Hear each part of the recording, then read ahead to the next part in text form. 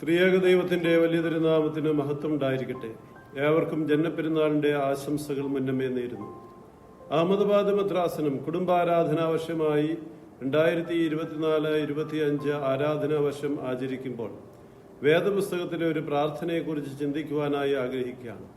എഫേസ് ലേഖനം 3-ാം അധ്യായം 16 മുതൽ 19 വരെയുള്ളതായ വാക്യങ്ങൾ പൗലോസ് അപ്പോസ്തലൻ നടത്തുന്നതായ ഒരു പ്രാർത്ഥനയാണ് ഇത്. അതിപ്രകാരമാണ്: അതിനിമിത്തം ഞാൻ സ്വർഗത്തിലും ഭൂമിയിലുമുള്ള സകല കുടുംബത്തിനും പേർ വരുവാൻ കാരണമായ പിതാവിന്റെ സന്നിധിയിൽ മുട്ടുകുത്തുന്നു.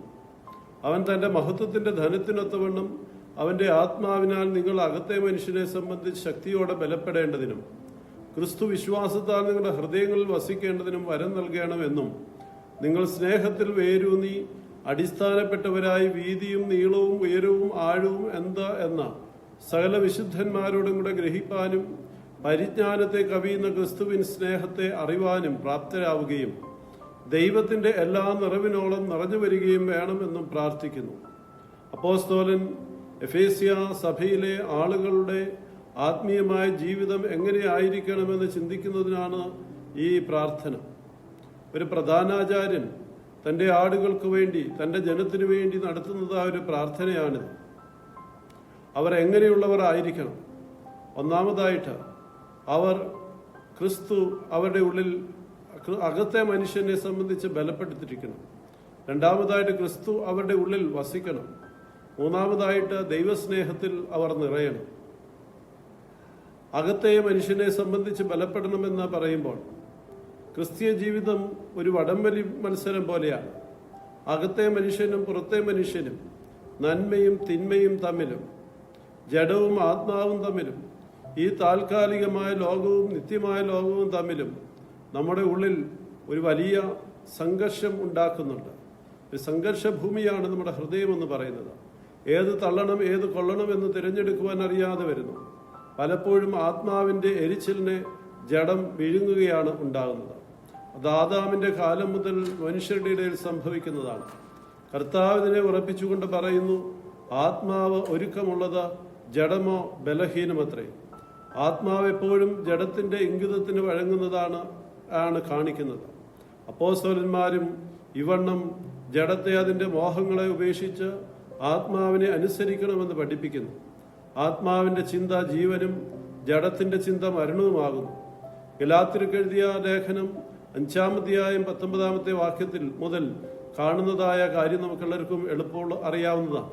ജഡത്തിന്റെ ചിന്ത, ദുർനടപ്പ്, അശുദ്ധി, ആഭിചാരം, വിഗ്രഹാരാധന, പക, പിണക്കം, ജാരശങ്ക, ക്രോധം, ശാഠ്യം, ദ്വന്ദ്വപക്ഷ, ഭിന്നത, അസൂയ മുതലായവ എന്ന് വെളിപ്പെടുന്നു. ഈ വക പ്രവർത്തിക്കുന്നവർ ആരും സ്വർഗരാജ്യം അവകാശമാക്കിയില്ല എന്ന് ഞാൻ മുമ്പേ പറഞ്ഞതുപോലെ ഇപ്പോഴും നിങ്ങളോട് പറയുന്നുവെന്ന് പൗലോസ് അപ്പോസ്തലൻ പറയുന്നു. വീണ്ടും പറയുകയാണ്: ആത്മാവിന്റെ ഫലമോ സ്നേഹം, സന്തോഷം, സമാധാനം, ദീർഘക്ഷമ, ദയ, പരോപകാരം, വിശ്വസ്തത, സൗമ്യത, ഇന്ദ്രിയജയം. ഈ വകയ്ക്ക് വിരോധമായി ഒരു ന്യായപ്രമാണവുമില്ല. തിന്മയുടെ മേൽ നന്മ ജയം പ്രാപിക്കണമെങ്കിൽ അകത്തെ മനുഷ്യൻ പുറത്തെ മനുഷ്യനേക്കാൾ ശക്തനായിരിക്കണം. ഇവിടെ ആത്മാവിനെ ശക്തിപ്പെടുത്തുക എന്നതാണ് വിശ്വാസിയെ സംബന്ധിച്ചിടത്തോളം അത്യാവശ്യമായിട്ടുള്ളത്. അതിന് നിരന്തരമായ ഒരു സബര്യ ആവശ്യമാണ്. സ്വർണ്ണനാവുകാരനായ ഈവാനിയോസ് പറയുന്നത്, പരിശുദ്ധാത്മാവിൽ നിറയുന്ന അനുഭവം ഉണ്ടാകണം. വിശുദ്ധ അഗസ്തീനോസ് പറയുന്നത്, ദിവ്യജ്ഞാനമാകുന്ന വെളിച്ചം കൊണ്ട് അനുദിനം മനസ്സ് പുതുതാക്കപ്പെടുമ്പോൾ അകത്തെ മനുഷ്യൻ ബലപ്പെടുകയും പരിശുദ്ധാത്മാവിനാൽ വിശുദ്ധീകരിക്കപ്പെടുകയും ചെയ്യുമെന്നാണ്. അവിരാമമായ പ്രാർത്ഥന കൊണ്ടും കൗതാശികമായ ജീവിതം കൊണ്ടും പാപത്തിൽ നിന്നും ലോകമോഹങ്ങളിൽ നിന്നുള്ള അകൽച്ച മൂലം അകത്തെ മനുഷ്യനെ ശക്തനാക്കുവാൻ കഴിയും. നമ്മുടെ ഉള്ളിലുള്ളതായ ദൈവിക സ്വരൂപമാണ് അകത്തെ മനുഷ്യനെന്ന് മിസായിലെ മോർ ഗ്രിഗോറിയോസ് പറയുന്നു. ദൈവവചന ധ്യാനത്താലും നിരന്തരമായ പ്രാർത്ഥനയാലും കൗതാശിക ജീവിതത്താലും അനുതാപത്താലും മാത്രമേ ലോകമോഹത്തെ ജയിക്കുവാൻ കഴിയുകയുള്ളൂ. ആത്മീയ സുഹൃത്തുക്കളാൽ ലോകമോഹങ്ങളെ കീഴടക്കുമ്പോൾ മാത്രമേ ദൈവചൈതന്യം നമ്മുടെ ഉള്ളിൽ ബലപ്പെടുകയുള്ളൂ എന്ന് മാക്സിമസ് ദ കൺഫസർ എന്ന പിതാവ് പറയുന്നു. ആയതുകൊണ്ട് ലോകത്തെ ജയിക്കേണ്ടത് അകത്തെ മനുഷ്യനെ ശക്തിപ്പെടുത്താം.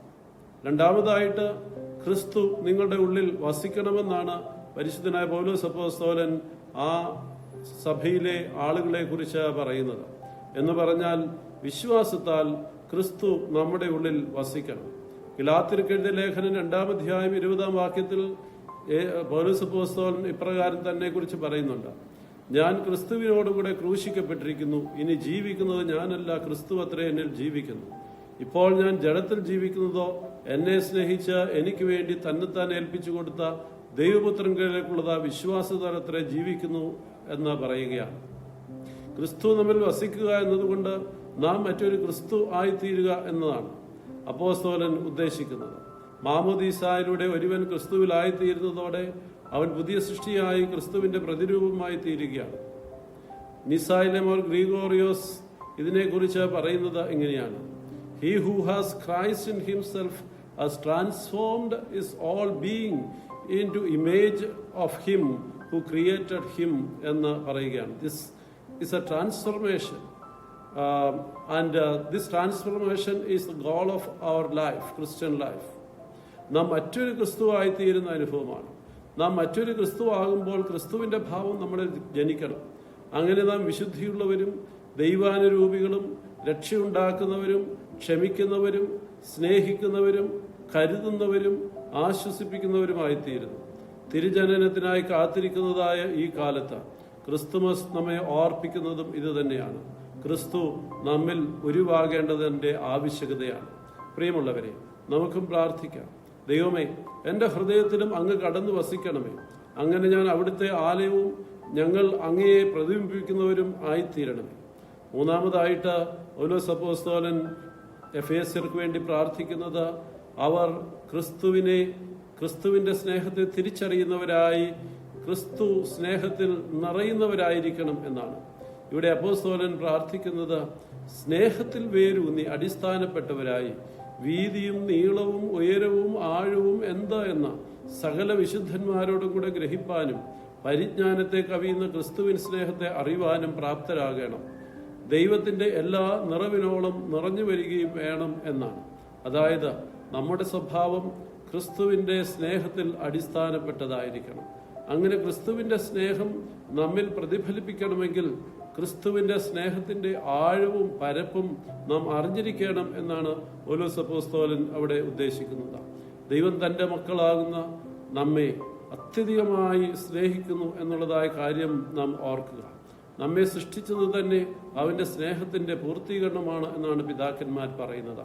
നമ്മെ അവൻ സ്നേഹിച്ചതുകൊണ്ട് തന്റെ ഏകജാതനായവനെ നമുക്ക് വേണ്ടി അവൻ ബലിയർപ്പിച്ചു. തന്റെ ജീവനെ തന്നെ നമുക്കായി തന്നവനാണ് യേശു. പലപ്പോഴും നാം ദൈവത്തിന്റെ സ്നേഹത്തെ തിരിച്ചറിയാത്തവരാണ്. ചെറിയ ചെറിയ കാര്യത്തിന് വേണ്ടിയിട്ടാണ് പലപ്പോഴും നാം അവനോട് അസംതൃപ്തി കാണിക്കുന്നത്.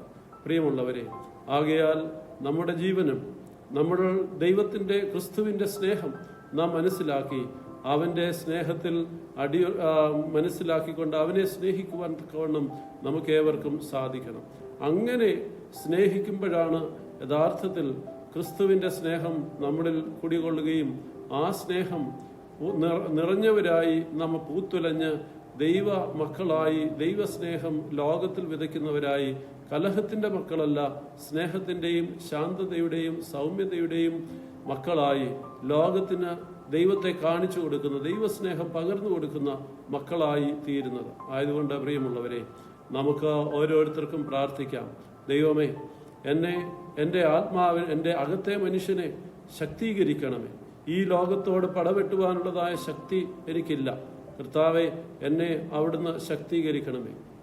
ആന്തരിക മനുഷ്യനെ എൻ്റെ ഉള്ളിൽ പുതുതാക്കി എന്നെ ശക്തീകരിച്ച് എന്നെ ലോകത്തെ ജയിക്കുവാൻ തക്കവണ്ണം, പൈശാചികനെ ജയിക്കുവാൻ തക്കവണ്ണം, എൻ്റെ ജഡമോഹങ്ങളെ ജയിക്കുവാൻ തക്കവണ്ണം എന്നെ ശക്തനാക്കണമേ എന്ന് പ്രാർത്ഥിക്കാം. അങ്ങനെ അപ്രകാരം ശക്തനാകണമെന്നുണ്ടെങ്കിൽ നിരന്തരമായ പ്രാർത്ഥനയും ദൈവ ചൈതന്യം നിറയുന്നതായ ദൈവവചനത്തെ എപ്പോഴും ധ്യാനിക്കുകയും ഉപവാസത്തിലൂടെയും നല്ല ചിന്തകളിലൂടെയും മാത്രമേ സാധിക്കുകയുള്ളൂ. രണ്ടാമതായിട്ട് ഇവിടെ പൗലോസ് അപ്പോസ്തലൻ നമ്മെക്കുറിച്ച് ആഗ്രഹിക്കുന്നതാണ്, നാം ഓരോരുത്തരും മനസ്സിൽ, ഉള്ളിൽ, നമ്മുടെ ഹൃദയത്തിൽ ക്രിസ്തു വീണ്ടും ഉരുവാകണം എന്നാണ്. അതുകൊണ്ടാണ് പൗലോസ് അപ്പോസ്തലൻ പറയുന്നത്, ക്രിസ്തു നിങ്ങളിൽ വീണ്ടും ഉരുവാകുവോളം ഞാൻ പ്രസവ വേദനപ്പെടുന്ന എൻ്റെ പ്രിയ കുഞ്ഞുങ്ങളെ എന്ന്. പ്രിയമുള്ളവരെ, ക്രിസ്തു നമ്മളിൽ ഉളവാകണം. ക്രിസ്തുവിൻ്റെ ഉളവാകുമ്പോൾ ക്രിസ്തുവിൻ്റെ സ്നേഹവും അവൻ്റെ താഴ്മയും അവൻ്റെ വിനയവും അവൻ്റെ കരുതലും അവൻ തന്നെ തന്നെ കാഴ്ചയായി സമർപ്പിച്ചതായ ത്യാഗവും ഒക്കെ നമ്മളിലൂടെ വിടരണം. അപ്പോൾ നാം മറ്റുള്ളവർക്ക് ക്രിസ്തുവിനെ കാണിച്ചു കൊടുക്കുന്ന മറ്റൊരു ക്രിസ്തുവായി നാം ഓരോരുത്തരും മാറും. മൂന്നാമതായിട്ട് പൗലോസ് അപ്പോസ്തലൻ ആഗ്രഹിക്കുന്നത് ക്രിസ്തുവിന്റെ സ്നേഹത്തിന്റെ ആഴവും വ്യാപ്തിയും തിരിച്ചറിഞ്ഞ് ആ സ്നേഹം നമ്മുടെ ഉള്ളിൽ നിറയണം. അങ്ങനെ നിറഞ്ഞു വരുമ്പോൾ ഈ ലോകത്തിന് ശാന്തി പകരുന്നവരായി നാം ഓരോരുത്തരും തീരും. നാം ഈ ലോകത്തെ ക്രിസ്തുവിനെ പോലെ രക്ഷയുടെ പാതയിലേക്ക്, സമാധാനത്തിന്റെ പാതയിലേക്ക് നടത്തുന്നവരായി തീരും എന്നുള്ളതായ കാര്യമാണ് നാം മനസ്സിലാക്കേണ്ടത്. ആയതുകൊണ്ട് അതിന് ദൈവത്തിന്റെ പരിശുദ്ധാത്മാവ് നിങ്ങളെ ഏവരെയും സഹായിക്കട്ടെ എന്ന് പ്രാർത്ഥിച്ചുകൊണ്ട് എൻ്റെ വാക്കുകളെ ചുരുക്കുന്നു. ദൈവം നിങ്ങളെല്ലാവരെയും വാഴ്ത്തി അനുഗ്രഹിക്കുമാറാകട്ടെ. എല്ലാവർക്കും ക്രിസ്തുമസിന്റെയും നവവത്സരത്തിന്റെയും ആശംസകൾ നേരുന്നു. പ്രിയമുള്ളവരെ, വീണ്ടും ഓർപ്പിക്കുകയാണ്, നാം ആരാധനാവർഷം കുടുംബാരാധനാ വർഷമായി ആചരിക്കുന്നു. ഈ കുടുംബാരാധനാ വർഷത്തിൽ നമുക്കെല്ലാവർക്കും ഒന്നിച്ചിരുന്ന് പ്രാർത്ഥിക്കാം. പ്രത്യേകിച്ച് ഡിസംബർ മാസം നമ്മുടെ എല്ലാ കുഞ്ഞുങ്ങളെയും ഓർത്തുകൊണ്ട് പ്രാർത്ഥിക്കുവാനായിട്ടുള്ളതായ മാസമാണ്. നമ്മുടെ കുഞ്ഞുങ്ങൾ പലതരത്തിലുള്ളതായ രോഗങ്ങൾ അടിമപ്പെട്ട കുഞ്ഞുങ്ങളുണ്ട്, പ്രയാസപ്പെടുന്ന കുഞ്ഞുങ്ങളുണ്ട്. അതുപോലെ തന്നെ ദുശ്ശീലങ്ങളാൽ വലയുന്ന കുഞ്ഞുങ്ങളുണ്ട്, സാമ്പത്തികമായ ബുദ്ധിമുട്ടുകളാൽ വലയുന്ന കുഞ്ഞുങ്ങളുണ്ട്, ഭവനങ്ങളിലെ അസ്ഥിരത മൂലം കഷ്ടപ്പെടുന്നതായ കുഞ്ഞുങ്ങളുണ്ട്. അങ്ങനെയുള്ളതായ കുഞ്ഞുങ്ങളെയൊക്കെ ദൈവസന്നിധിയിൽ നമുക്ക് പ്രാർത്ഥിക്കാം.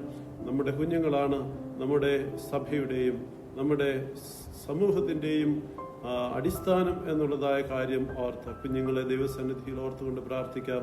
ദൈവം നിങ്ങളെല്ലാവരെയും വാഴ്ത്തി അനുഗ്രഹിക്കട്ടെ.